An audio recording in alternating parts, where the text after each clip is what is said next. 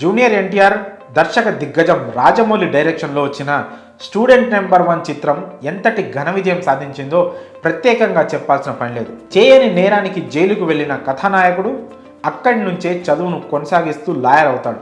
చివరకు తండ్రి కేసును తానే స్వయంగా వాదించి తండ్రిని నిర్దోషిగా విడిపిస్తాడు. జైలుకు వెళ్ళినా సరే చదువు మీద తన ఆసక్తిని వదులుకోలేక ప్రత్యేక అనుమతితో కష్టపడి చదివి తాను అనుకున్న గమ్యాన్ని చేరుకుంటాడు. ఇక ఈ మధ్యకాలంలో ఇలాంటి సంఘటనలు నిజంగానే జరుగుతున్నాయి. జైలు పాలై అక్కడి నుంచే తమ చదువును కొనసాగించి లక్ష్యాన్ని చేరుకుంటున్న వారి గురించి ఈ మధ్య తరచుగా వార్తలు చదువుతున్నాం. తాజాగా ఆంధ్రప్రదేశ్లోని ఇదే కోవకు చెందిన ఘటన వెలుగు చూసింది. సుమారు 20 ఏళ్ల క్రితం వచ్చిన స్టూడెంట్ నెంబర్ 1 సినిమాలో తరహా సీన్ ఒకటి ఆంధ్రప్రదేశ్ నంద్యాలలో చోటు చేసుకుంది. యావజ్జీవ కారాగార శిక్ష పైన ఓ యువకుడు జైలు నుంచి చదువును కొనసాగించి గోల్డ్ మెడల్ సాధించి రియల్ హీరోగా పేరు తెచ్చుకున్నాడు. అతడే నంద్యాల జిల్లా సంజామల మండలం పేరుసోముల గ్రామానికి చెందిన మొహమ్మద్ రఫీ. మాబూసా మాబున్ని కుమారుడైన రఫీ 2014లో బీటెక్ చదువుతుండేవాడు. ఆ సమయంలో ప్రేమ వ్యవహారంలో భాగంగా అదే గ్రామానికి చెందిన ఓ యువతి హత్యకు కారకుడని భావించి రఫీ మీద పోలీస్ స్టేషన్లో కేసు నమోదైంది. కోర్టులో విచారణ అనంతరం 2019 జూలై నెలలో రఫీకి జీవిత ఖైదు విధించారు. అప్పటి నుంచి కడప కేంద్ర కారాగారంలో జైలు శిక్ష అనుభవిస్తున్నాడు రఫీ.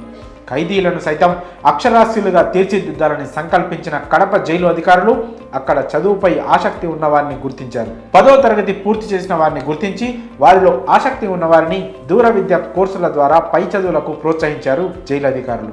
ఇక జైలు శిక్ష పడే నాటికే డిగ్రీ పూర్తి చేసిన మొహమ్మద్ రఫీకి చదువుపై ఉన్న మక్కువను గుర్తించిన అప్పటి జైలు సూపరింటెండెంట్ ప్రకాష్ ఇతర జైలు అధికారులు పై చదువులు చదవడానికి అతనికి ప్రోత్సాహం అందించారు. ఈ క్రమంలోనే 2020లో డాక్టర్ బిఆర్ అంబేద్కర్ ఓపెన్ యూనివర్సిటీలో పీజీ చేసేందుకు అవకాశం కల్పించారు అధికారులు. బిఆర్ అంబేద్కర్ ఓపెన్ యూనివర్సిటీలో ఎంఏ సోషియాలజీలో అడ్మిషన్ పొందాడు మొహమ్మద్ రఫీ. అతడి కోర్సుకు అవసరమైన వివిధ రకాల పుస్తకాలు, స్టడీ మెటీరియల్ను సమకూర్చుకొని జైలులోనే 4 గోడల మధ్య కష్టపడి చదువుతున్నాడు. కోర్టు ఆదేశాల మేరకు జైలు అధికారులు 2022లో రఫీ పరీక్షలు రాయడానికి అనుమతి ఇచ్చింది. అన్ని అవకాశాలను సద్వినియోగం చేసుకొని యూనివర్సిటీ పరిధిలోని ఆంధ్రప్రదేశ్, తెలంగాణ రాష్ట్రాలకు సంబంధించి ఎంఏ సోషియాలజీలో మొదటి ర్యాంకుతో గోల్డ్ మెడల్ సాధించాడు రఫీ.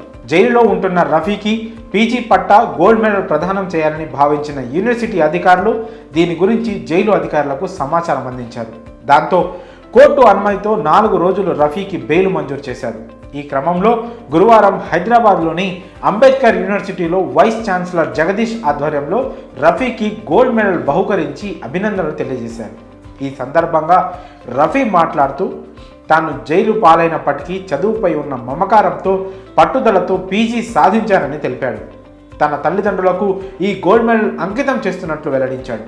జైలుకెళ్తే ఇక జీవితం అయిపోయిందనుకునే చాలా మందికి మొహమ్మద్ రఫీ జీవితం ఆదర్శంగా నిలుస్తుంది.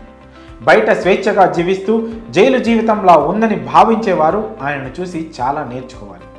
జైలులో ఉంటేనే ఆయన ఇంత సాధిస్తే బయట స్వేచ్ఛగా ఉన్నవారు ఇంకెంత సాధించగలరో ఆలోచించండి.